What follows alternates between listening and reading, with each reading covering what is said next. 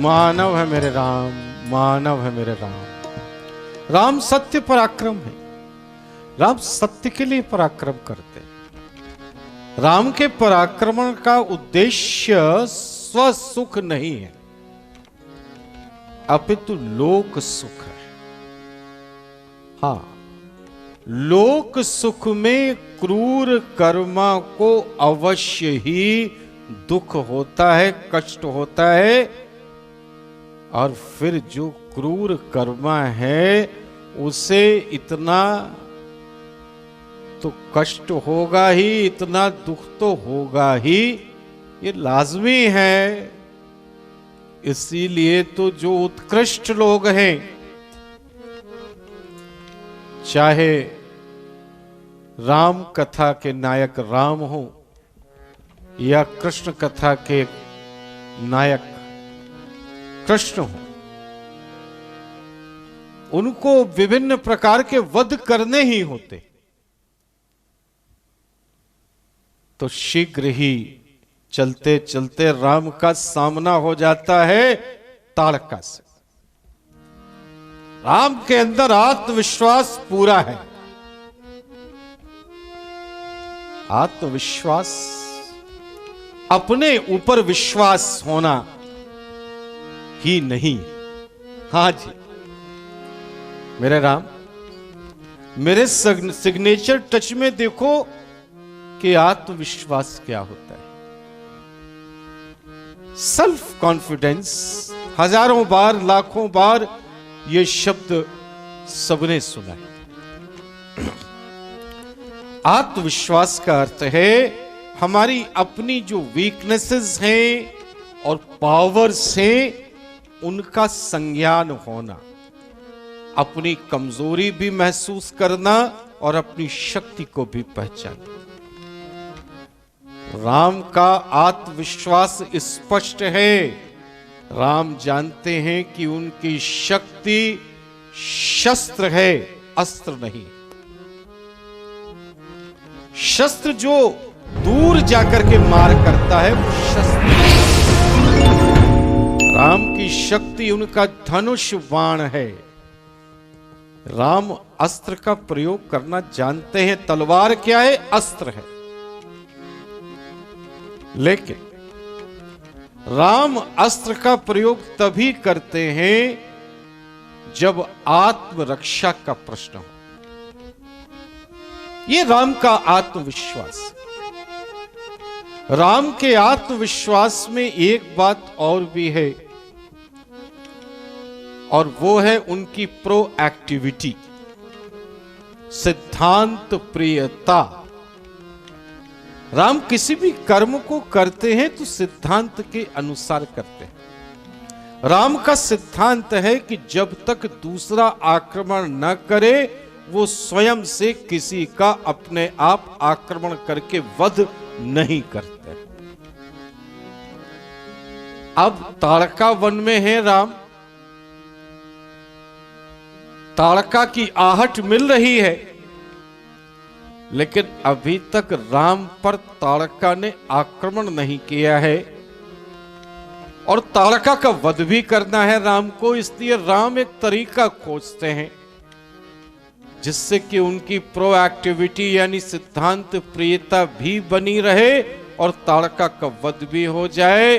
वो ताड़का को भड़काने के लिए, उत्तेजित करने के लिए अपने धनुष की टंकार करते हैं।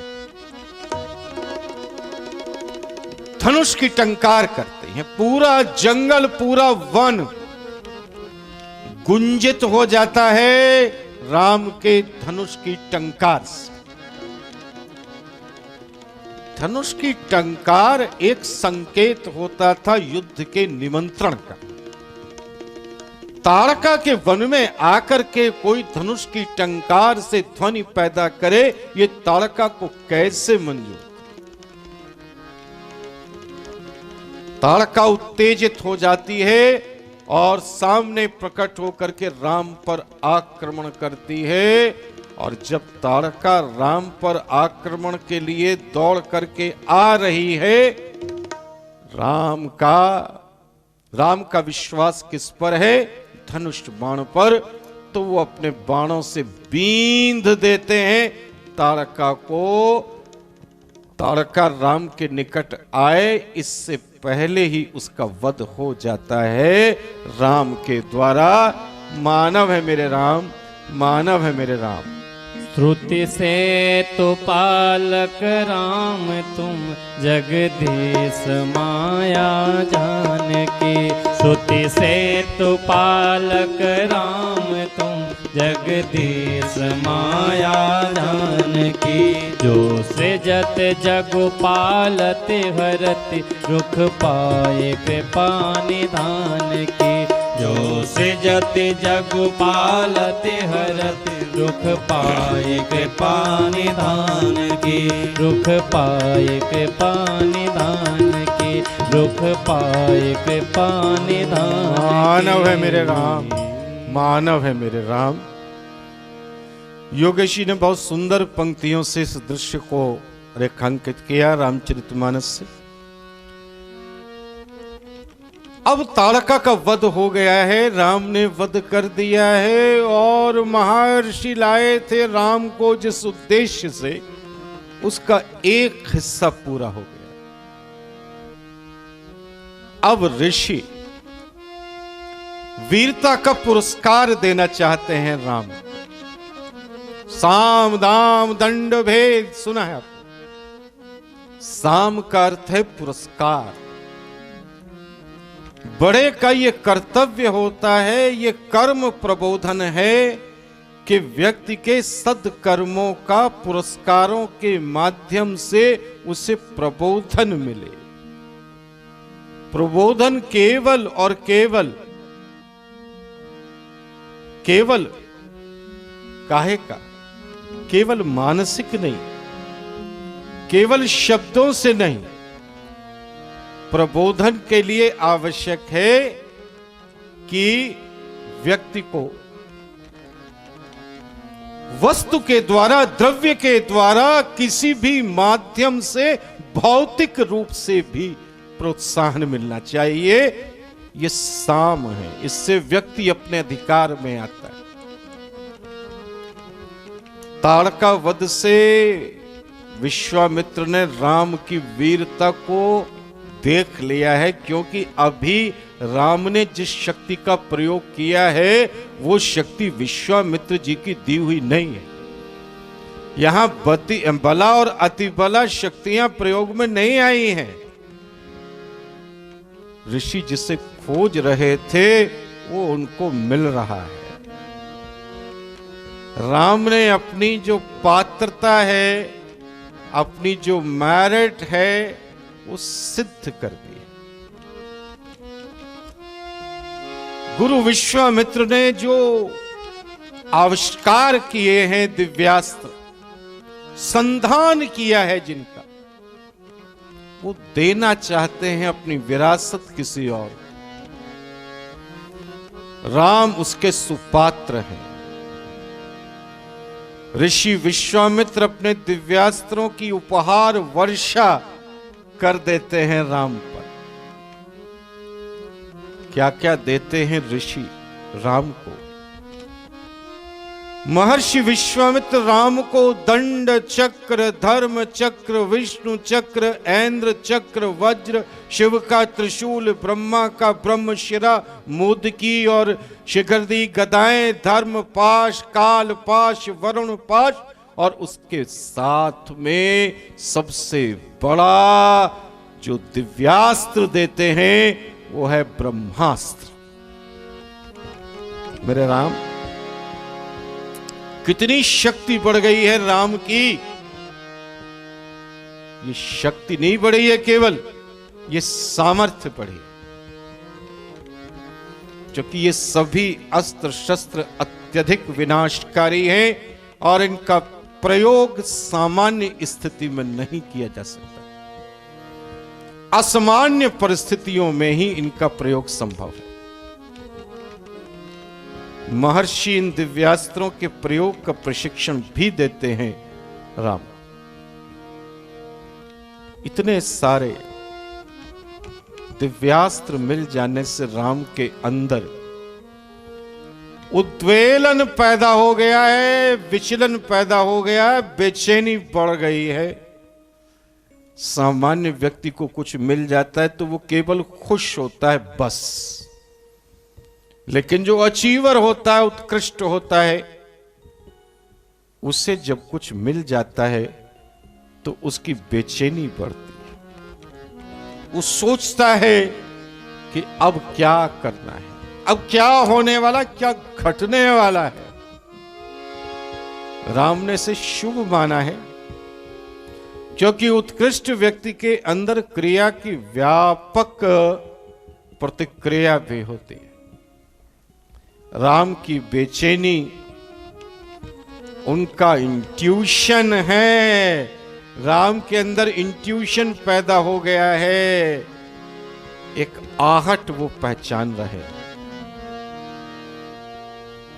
उत्कृष्ट व्यक्ति जो होता है वो अपने अंदर पहले से स्थित अवधारणाओं को पुष्ट नहीं करता, अपितु क्रिया का प्रतिक्रियात्मक अध्ययन एवं मनन करता है और निष्कर्ष तक पहुंचता है। ये पहचान है उत्कृष्ट व्यक्ति।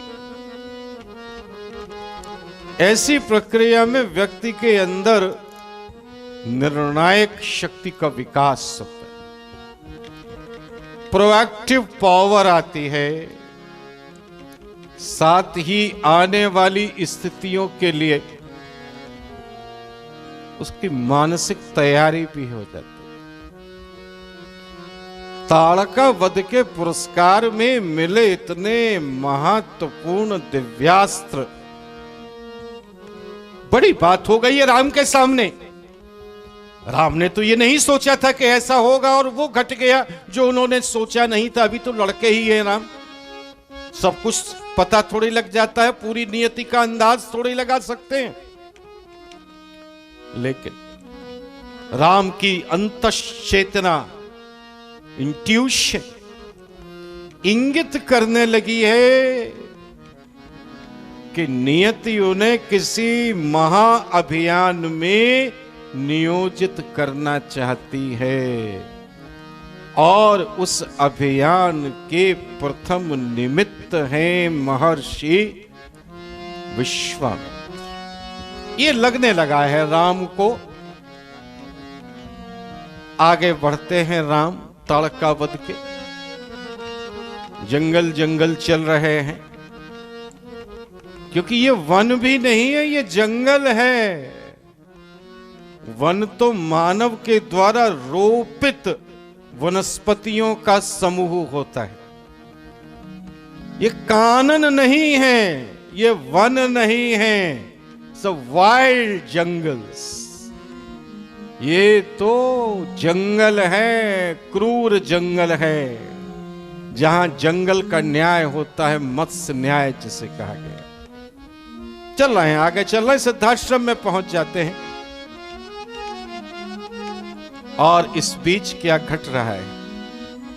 सिद्धाश्रम में ऋषि विश्वामित्र को यज्ञ करना है और उसकी रक्षा की जिम्मेदारी है राम के ऊपर। यज्ञ होता है और वो सुबाहु आक्रमण करता है यज्ञ का विध्वंस करने के लिए। मरीच भी आक्रमण करता है, लेकिन अब राम अकेले हैं, राम हैं और लक्ष्मण हैं, क्योंकि ऋषि विश्वामित्र तो दीक्षा में चले गए, वो तो यज्ञ में है। राम यज्ञ की रक्षा करते हैं और सुबाहु का वध कर देते हैं, यानी राम विश्वामित्र का कार्य पूरा कर चुके हैं। अब स्पष्ट है कि राम को अयोध्या लौटना है। विश्वामित्र तो केवल 10 दिन के लिए लाए थे राम को मांग करके दशरथ से, वो अवधि पूरी हो रही थी। राम ने सिद्धाश्रम भी देख लिया। मेरे राम, ये सिद्धाश्रम बड़ा ऊर्जित स्थान है, यहां विष्णु ने वामन अवतार लिया था और बलि के गर्व को समाप्त किया था। लोक मान्यता है कि इसी स्थान पर बिहार के बक्सर जिले में स्थित सिद्धाश्रम में दैत्यराज बलि की को रक्षा सूत्र भी बांधा गया था। हाँ, इसी रक्षा सूत्र के प्रतीक के रूप में रक्षा बंधन भी होता है हर साल, और कलाबत्तू यानी कि कलावा भी बांधा जाता है। और जब कलावा बांधते हैं तो येन बद्धो बलि राजा दानवेंद्रो महाबला का मंत्र भी पढ़ा जाता है। हाँ, कलावा बड़ी खतरनाक चीज है। लोग समझते हैं ये पूजा का प्रसाद है कि सबसे बंधवा लो। अरे जिस ब्राह्मण से हम कलावा बंधवाते हैं उसकी रक्षा का वचन उसको देते हैं। उस 150 रुपए की दक्षिणा से पूरा नहीं होता है। लोग समझते कलावा बनवा लिया, चलो ये बड़ा अच्छा काम हो गया, पूजा का प्रसाद मिल गया। उस ब्राह्मण ने तो अपनी रक्षा की जिम्मेदारी तुम्हें दे दी जब कलावा तुम्हारे बांधा कि जो आजीवन तुम्हें निभानी है, याद रखना। चलिए आगे चलते हैं, राम की बात करते हैं। उत्कृष्ट व्यक्ति जो होता है, हमेशा ध्यान रखिए, कॉमन पीपल होते हैं, कॉमन मैन सीएम जिसकी मैं बात करता हूं, और एक अचीवर्स ग्रेट के लोग होते हैं। दुनिया में हमेशा फॉलोअर्स ज्यादा हैं और लीडर्स बहुत कम, बहुत कम। एक लीनर्स होते हैं और एक लिफ्टर्स होते हैं। लीनर नीचे पड़ा होता है और लिफ्टर ऊपर से हाथ डाल करके लीनर को उठाता है। लेकिन ऐसे भी लीनर होते कि हाथ ही नहीं पकड़ते, वो वहीं पड़े रहते। उत्कृष्ट व्यक्ति हमेशा लीडर होता है। लीडर का मतलब सुपरवाइजर नहीं है। टीम सुपरवाइजर जो होता है उसको लीडर नहीं होता। लीडर जिम्मेदारी लेता है। He owns the responsibility। हाँ, तो राम लीडर है, और जो लीडर होता है उसकी अंतश्चेतना बड़ी प्रबल होती है। वो वर्तमान पर केंद्रित होकर भविष्य और आगत स्थितियों का विश्लेषण करने में निष्णात होता है।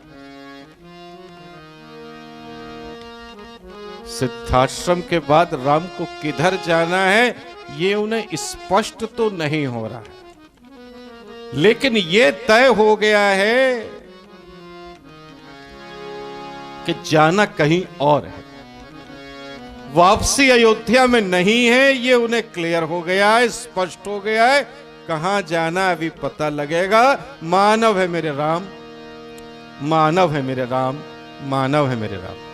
चिदानंद में देह तुम्हारी, चिदानंद में देह तुम्हारी, विगत विकार जान अधिकारी।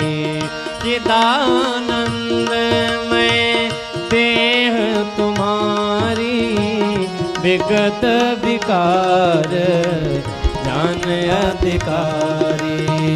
विगत विकार जान अधिकारी। राम आगे बढ़ गए हैं। आगे कहां बढ़ गए हैं? अपने मन में आगे बढ़ गए हैं। अभी कोई आदेश नहीं है गुरु का, कोई निर्देश भी नहीं है, कोई संकेत भी नहीं है, लेकिन राम आगे बढ़ गए हैं, अपने विचारों में आगे बढ़ गए हैं। क्योंकि राम अनुभव कर रहे हैं कि अयोध्या से सिद्धाश्रम के लिए जो शुरू हुई थी वन यात्रा, वन यात्रा केवल और केवल ताड़का वध के लिए या सुबाहु के वध के लिए नहीं। राम अनुभव कर रहे हैं कि गुरु विश्वामित्र राम को कुछ और ही बनाना चाहते हैं। राम अनुभव कर रहे हैं। अनुभव आसान नहीं होता है। सामान्य व्यक्ति भी इस शब्द का अपने जीवन में प्रयोग करते हैं, उनका अधिकार है, उन्हें करना है। अनुभव बहुत बड़ी चीज। अनुभव का अर्थ ही है अंतश्चेतना, यानी इंट्यूशन। राम देख रहे हैं कि विश्वामित्र गुरु लगातार उनको प्रबोधित कर रहे हैं। व्यक्ति का रूप तो मौलिक होता है। हां, प्रत्येक व्यक्ति का एक अपना रूप होता है जो मौलिक होता है,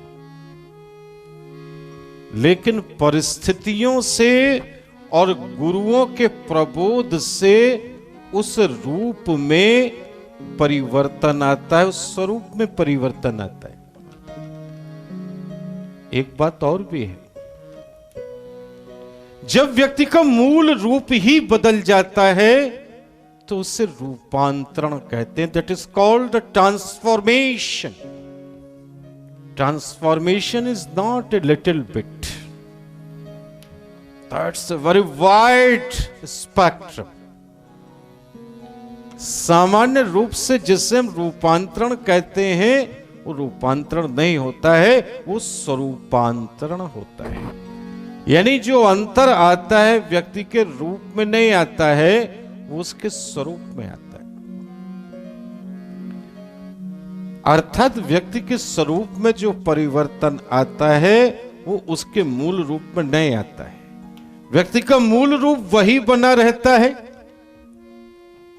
उसका बाहर का स्वरूप बदल जाता है। रूपांतरण आना बड़ी बात है। रूपांतरण है, जैसे रत्नाकर डाकू ऋषि वाल्मीकि बन गए थे, ये रूपांतरण है। रत्नाकर डाकू कहीं कहीं वालिया डाकू भी कहा गया है, ये रूपांतरण है। लेकिन ये रूपांतरण हर किसी के साथ नहीं घटता। जैसे कि प्रत्येक शिक्षक गुरु नहीं होता। शिक्षक से शिक्षा लेते समय विद्यार्थी के अंदर भी अहंकार होता है।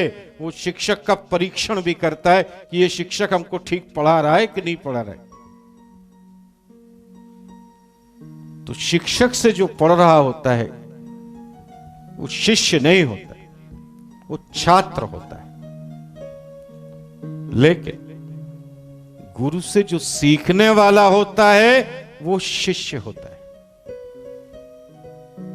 अध्यापक से पढ़ा जाता है, गुरु से सीखा जाता है। शिष्य गुरु से जब सीखता है तो उसे यम के समान मानता है और आत्मसमर्पण कर देता है, स्वयं मर जाता है।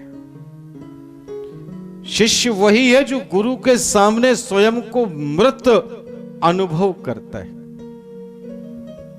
जैसे नचिकेता ने किया था यम के सामने। तभी गुरु का प्रबोध शिष्य के अंदर पहुंचता है और स्वरूपांतरण शुरू हो जाता है। वशिष्ठ ने इसी विधि से राम को ज्ञान दिया और नचिकेता की तरह राम ने इस ज्ञान को ग्रहण भी किया था। वशिष्ठ ऋषि ने राम का स्वरूप बदला है, इसलिए राम के अन्य भाइयों में वशिष्ठ का वो प्रभाव नहीं है जो राम में आया। कारण है, बड़ा स्पष्ट कारण है कि राम के जो अन्य भाई हैं, लक्ष्मण हैं, भरत हैं, शत्रुघ्न हैं, वो नचिकेता नहीं बन पाए। शत्रुघ्न तो बिल्कुल ही नहीं बन पाए, उनको तो छू नहीं जाती थी बातें। तो स्वरूपांतरण किया था वशिष्ठ ऋषि ने राम का। लेकिन विश्वामित्र, ब्रह्मर्षि विश्वामित्र तो राम का रूपांतरण कर रहे हैं। बला अतिबला सिद्धियां और स्वयं को प्राप्त दिव्यास्त्र उन्होंने सौंप दिए हैं राम को। जो स्वयं की पूंजी थी उसे राम को सौंप देते हैं विश्वामित्र। वो इतनी बड़ी पूंजी है, कितनी बड़ी पूंजी है ये तो राम उस समय जान ही नहीं पाए। वो तो आगे जब राम पहुंचेंगे अयोध्या और बताएंगे अपने गुरु वशिष्ठ को कि विश्वामित्र जी ने क्या क्या दिया है, तब उन्हें पता लगेगा कि वशिष्ठ से पता लगेगा कि जो दिव्यास्त्र मिले हैं वो जया और सुप्रभा के पुत्र हैं। जया तृणाशु की बेटी है और सुप्रभा प्रजापति दक्ष की बेटी। उनसे मिले हुए ये दिव्यास्त्र हैं। राम प्रबोधन ग्रहण कर रहे हैं। दिव्यास्त्रों के अतिरिक्त विश्वामित्र में प्रबोधन की शक्ति अद्भुत है। राम ने यह अनुभव किया है कि विश्वामित्र की जो शक्ति है प्रबोधन की, वो उपदेश नहीं है। अच्छा, मुझे याद आ गया, उपदेश प्रबोधन नहीं होता। उपदेश तो उपदेश ही होता है। उपदेश तो मोनोलॉग है। Preaching is a monologue. प्रबोधन तो एनलाइटनमेंट है, वही तो प्रबोधन है। मोनोलॉग मैंने इसलिए कहा कि एक पक्षीय संवाद है। एक व्यक्ति कुछ कह रहा है, दूसरा सुन तो रहा है, ग्रहण कर रहा है या नहीं कर रहा है, इसका कोई गारंटी नहीं। प्रबोधन से व्यक्ति के अंतस की ऊर्जा उसकी चेतना में परिवर्तित हो जाती है। ऊर्जा तब तक क्रियाशील नहीं होती जब तक वो चेतना में परिवर्तित नहीं होती। इसीलिए मेरे राम, आत्मविश्वास की जागृति का आधार प्रबोधन का स्थायी स्वरूप इंस्पिरेशन होता है। इंस्पिरेशन, प्रेरणा। और प्रबोधन का जो क्षणिक स्वरूप होता है वो मोटिवेशन होता है, जिसे अभिप्रेरणा कहते हैं। जरा सी देर के लिए व्यक्ति के अंदर एक स्फुरण आता है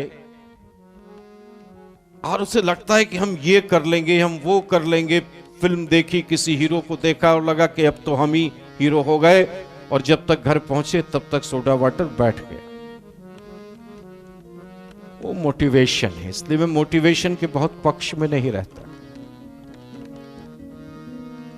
अब बहुत बढ़िया एक बात मैं आपको बताने जा रहा हूं प्रबोधन के बारे में।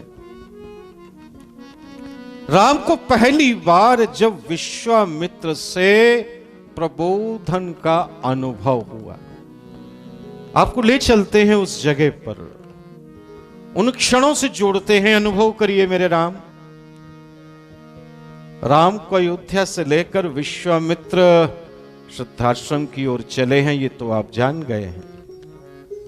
अयोध्या से चले ही हैं और पहली रात्रि व्यतीत करनी है सरयू नदी के तट पर निविड़ एकांत में।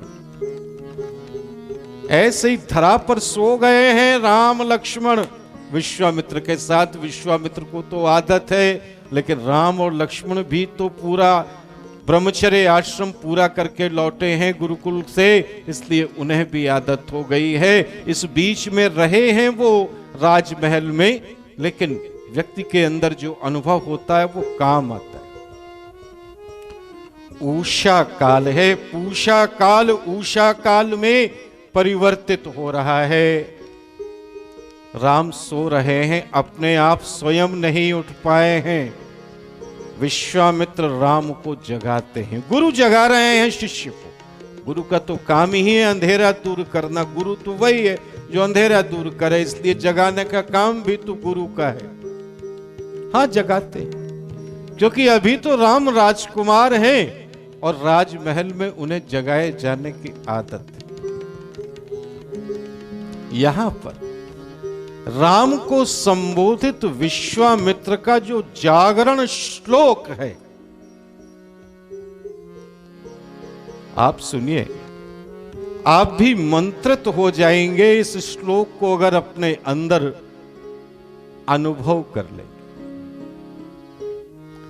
कैसे जगा रहे हैं विश्वामित्र गुरु राम को।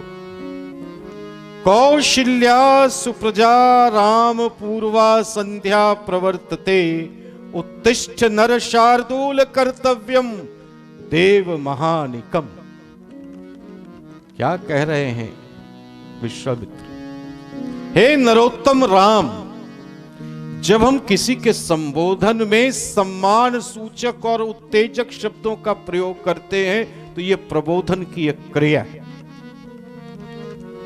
हे नरोत्तम राम, मां कौशल्या तुम्हें जन्म देकर सच्चे अर्थों में जननी बन गई है। अब पौ फटने वाली है, पूरब की दिशा में लाली छाई हुई है, मानो वो सबको जगा रही है।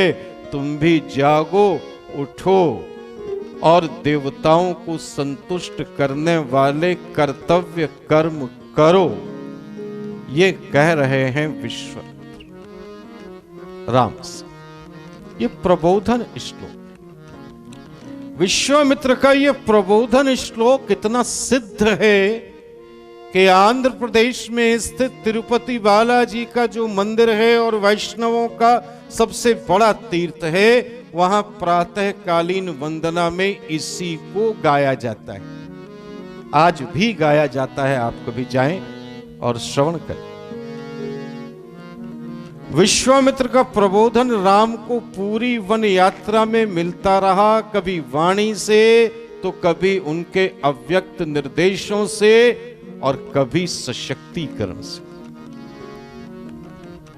विश्वामित्र की भूमिका राम के लिए रूपांतरण की रही है और वशिष्ठ का अस्तित्व स्वरूपांतरण के लिए रहा है। विश्वामित्र के कारण ही राम आज भी विश्व मानव है।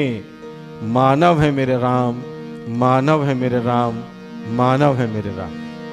बचन कर्म मन मोरि गति, भजन करहि निह काम।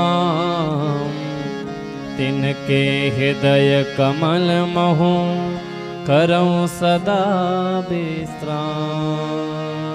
जय सिया राम, जय जय सिया राम, जय सिया राम, जय जय सिया राम।